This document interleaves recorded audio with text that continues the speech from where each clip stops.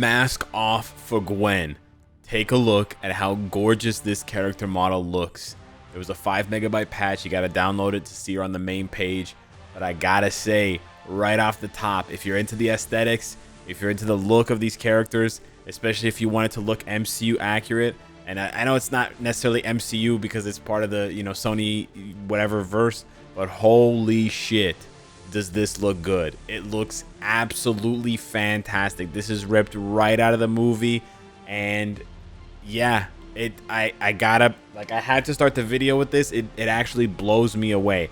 Now, the cool thing, this might not be cool for everybody, but once you start attacking with her and stuff like that, boom, she puts the mask on. So it's future, it's literally future mask on, mask off. You can see, boom, right away she puts the mask on, and you can see when you have her on a team that, oh, and now I don't have any teams with her. Anyways, when you have her on the team, she has the mask on, and then when you don't have her active, well, you can see the mask is off, but there's a little bit of a lag. It's a little... They need to clean it up a little bit. It's a little dusty. But when you swipe between quickly, you can see the mask kind of lingers. So it's not a perfect animation, but I think it's really cool. And I love how it looks. Like, I really got to say, I hate to tell people to buy uniforms based on the looks, because I know that's pretty vain. But, man, even look at the icon, man. The icon right here is so swag. It looks exactly like the movie. Like, they fucking nailed this shit. It's fantastic. So we got her level 80. I went ahead and popped a potential ticket on her. We tried her at 70 a little bit before going on to 80. If you want to see the full testing of that, you got to hit the live stream. As far as the uniform options, they're very good in my opinion. Some of the best we've ever seen. Well, some of the best we've seen in recent memory. So we got Emma Frost Hellfire, which is good, like meta, right? Luke Cage Uptown. This one's a little old, but it's still technically his best uniform. Green Goblin No Way Home. This one kind of hurts because it's not Red Goblin. But then you got Jean, the most meta uniform in the game. Very expensive, but very useful.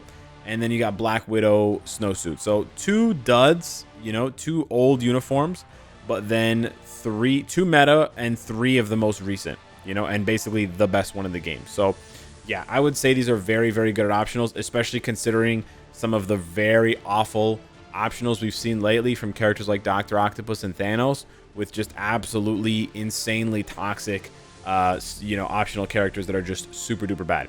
The rest of the build here, we just have a bunch of Uru, no Odin's Blessing. We do have her level 80 here, and then we have the skills like level 5, level 6. We don't have it any higher. Rank 5 type enhancement, overdrive, no artifact, and then a double crit damage 140 proc obelisk. Now, here's the thing, guys. Even though she has, we'll take a look at her skills here, but I think even though she has a counter attack with ignore iframe, I don't know how good she's going to be for PvP, and I'll explain why a little bit later. But if we trigger these guys here, you'll see what the counterattack looks like on her 3rd skill. She does a bunch of, she just does a really long leg spin. It's kind of Chun-Li, it's kind of Ryu. It's pretty cool, it's pretty long, and it seems to do decent damage. Now, if you don't have the counter up, she's just going to do this little dash thing, and then she goes into it anyways. But you're going to want to cancel that. So most of the time, you're just going to see that, and then you're not going to see anything else. This is the skill that gives her the accumulation. Very important to start your rotation with the 3. With the 4, it's pretty cool. She punches the ground, and then Miles shows up, and together they have a nice little combo. I love the fact that Miles shows up. Very, very thematic. It's not like Miles' skill where you have different characters showing up. For her, it's always Miles. Not Miguel, not Spider-Woman. The nice thing here is you can cancel this after she punches the ground, and Miles will still come out. So as you can see there, Miles still going around. Her first skill, pretty nice iframe with a dash. Looks pretty cool. Her second skill, long iframe with a nice dancer's jump here. You got a little bit of somersault action, a little bit of ballerina stuff. We know Spider-Gwen did the ballerina thing. And it also has some slow-mo. So this is very similar to Spider-Man's second skill, which I actually really like. I actually think this is a really gorgeous skill, especially with the way the lighting goes from the hues of pink on her suit and the hues of green on her shoes. It looks really, really nice. Like, I gotta say, they did a really good job with her animations and skills. It's super duper clean. And then her 5th skill, she turns into a fucking Beyblade. I think that's absolutely amazing. It's really hard. With just the skill animations, I say, and just the skill animations and the icon and the aesthetics of the mask off, I kind of think this uniform is a win. Like, even if she's mid, I kind of think this uniform is a win just for that, just for how good it looks. However, for the proc rotation, for those of you wondering, it would be 3, cancel 4, delay, cancel 5. You just have to delay 4 enough so that Miles can come out. Obviously, it's going to take a little bit of practice, but as soon as she slams down, you go into 5 and you Beyblade it up. After she throws the brick, you can splash into 2 for a bit of extra damage. So very, very easy. You can also delay cancel her 6. You got to wait a little bit after they drop. You got to wait a little bit after they drop, and then you can go into the rotation like that. You see?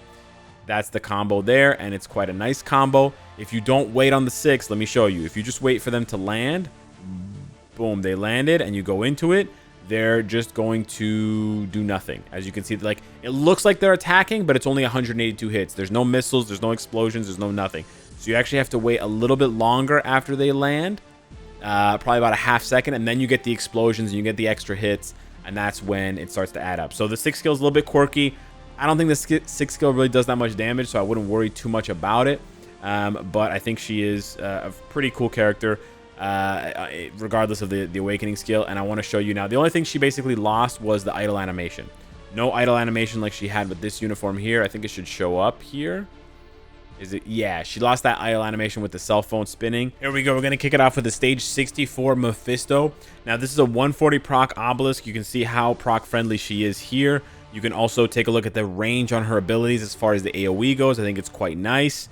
You can also see her survivability versus Mephisto because we're not using any fire resist strikers, but she's super proc friendly. I gotta say, like easily a 9 out of 10 or a 10 out of 10 for proc friendliness. Boom. 40 seconds on 64, and we're into the next phase already. Very, very nice here.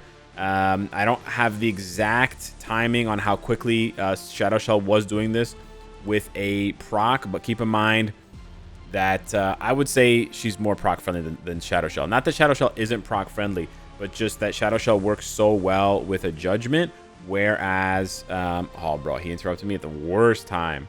Whereas Gwen works so well with a proc, especially because she has that 120 proc as well on her kit. You can see the movement speed quite nice here.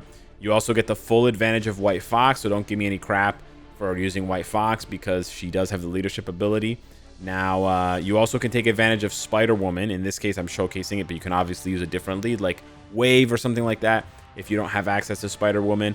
Spider-Woman is here because this is a human hero female stage, so you don't have to use speed type specifically. So that is quite nice. I'm gonna queue this up, go slam, and then pop off with the 5. Bada bing, bada boom. Super nice damage here. Now, without the level 80, she was doing this stage with about a minute left. I think it was like 43 seconds left. As you can see here, we're closing in on the 100-second challenge. And I think with just a little bit more luck on the animations and the cutscenes, we can do this in 100 seconds. We're very, very close as it stands here. Not that you need it for stage 64, I know that. But there you go. Just over 107 seconds. Very, very easy. I know I got a lot of pierce and stuff like that, but super stacked as far as her damage goes. And it's just a 140 proc, so she could do this a lot faster. I don't think she's going to really blow people away at level 70. And I think partially it's because a lot of people have invested in other speed female characters, whether it's Black Widow or whether it's Shadow Shell. But I think once you get her to 80, she is going to shine. But mainly for PvE. So that may not be enough to impress people. I'm not sure how good she's going to be with a Rage CTP. I haven't tested that out yet, but I certainly think that the other question remaining is for PvP.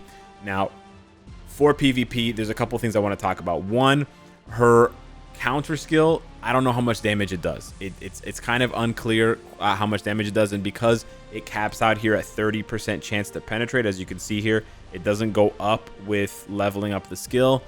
30% is low, so that's going to be an issue against any character that uses an authority, especially for defensive purposes, because if you can't penetrate that authority, you're going to get stuck and you're only going to be able to do half of their HP and damage. That means she's going to struggle against defensive Wolverines.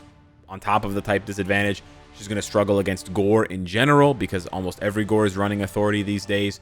She's going to struggle against, in the future, if we see like an upgrade for Doctor Doom, Thanos. These are all characters that run authority. Even some Genes run authority. So that's kind of an issue in my opinion. The other issue with her for PvP is that she doesn't have enough weapons at tier 3, or sorry, like Transcended level 80 to do anything really.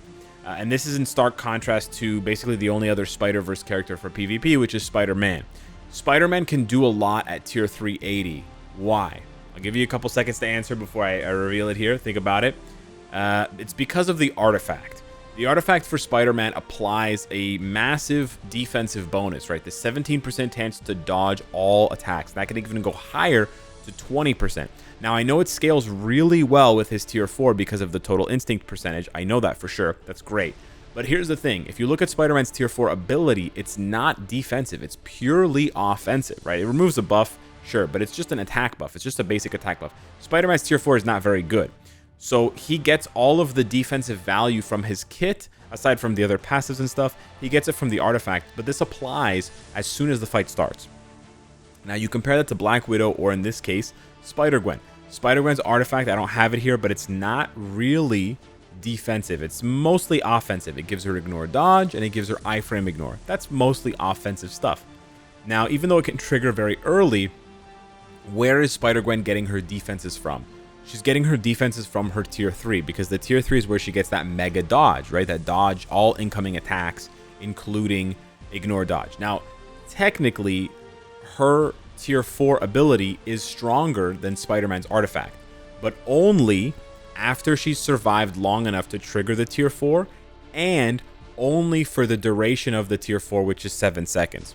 So she's much more vulnerable defensively before she pops Ghost Form, and then she's also going to be vulnerable after Ghost Form is done before she can pop it again.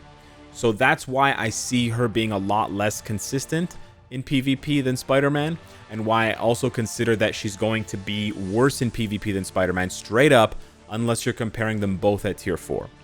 Because Spider-Man can still leverage his artifact for a lot of defense at tier 3, which is why Spider-Man can do some, like, he has some value, right? He has enough damage, he has more than enough damage on Web Bomb with the iframe ignore to get kills at level 80, especially against Adam when he has type advantage. However, even though she might have enough damage at level 80 tier Transcended to kill Adam and stuff like that, she doesn't have the defenses. She just does not have enough defense to survive against these meta gods in PvP, in particular now with Wolverine coming in as a combat type. So realistically, I think people shouldn't expect Gwen to dominate or be relevant in PvP until she's tier 4. She may end up being very strong for PvP at tier 4, but it seems like tier 4 is really what's going to, in my opinion, unlock her potential for PvP if she has any, rather than build on what she already has. Because unfortunately, at Transcended 80, all she has for PvP is the 3rd skill with only a 30% chance to penetrate, which I think, in my opinion, is just too low to consistently bring value to the table. So otherwise, you're looking at, right now, in my opinion, an alternative to Shadow Shell with a better set of abilities, because you have access to Chasm with Spider Sense / Ben Reilly, Scarlet Spider, and then you also have access to the full leadership in terms of the stages of World Boss Legend, which means she's available for more stages than Shadow Shell, but also for the buffs, the full buffs from White Fox. So yeah, that's the sort of initial impressions of Spider-Gwen. I think she's going to be a fantastic addition to PvE rosters. Obviously, it remains to be seen whether she can compete with or outshine Shadow Shell for actual scoring content like ABL. We haven't been able to test that yet, so we'll have to see in the coming days and weeks. But I think her PvP value is certainly going to be questionable until you get her to tier 4. Hopefully there will be some tier 4 PvP testing so we can see. But right now I'm a little bit on the fence, like I explained in my patch notes video, because I want to see what the next update is as far as like token events and stuff like that go, in case we do see the summer event, this is the summer sale, whatever, the summer uniforms, and in case someone like Rogue or Luna or another speed female character is there. So yeah, hit me up in the comments down below. Let me know what you think of Spider-Gwen. Mask off, mask on. Thank you so much for watching. Smash the like button. Thanks for being there on the stream. I really appreciate it, and I'll see you in the next one. Take care.